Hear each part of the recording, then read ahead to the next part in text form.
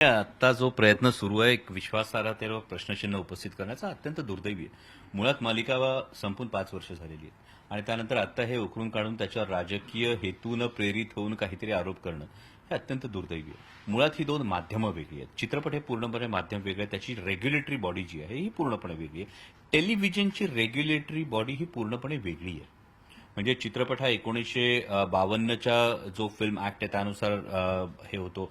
त्याला CBFC censor board जे आहे ते रेग्युलेट करतं.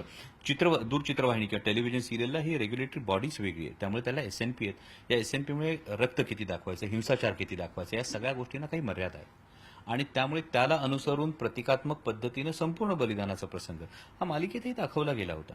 पण आता अकारण यामध्ये काहीतरी राजकीय हेतून प्रेरित होऊन काहीतरी आरोप करून विश्वासार्हतेवर प्रश्नचिन्ह उपस्थित करण्याचा एक हास्यास्पद प्रयत्न हा काही ट्रोलर्सकडून सुरू आहे. पण याला कोणताही दबाव नव्हता.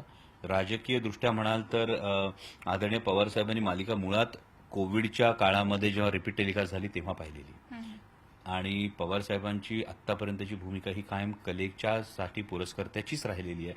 कला स्वातंत्र्याचा त्यांनी कायमच आदर केलेला आहे आणि त्यामुळे त्यांच्याविषयी जे एक खोटं नॅरेटिव्ह पसरवलं जातं हे धादांत खोटं.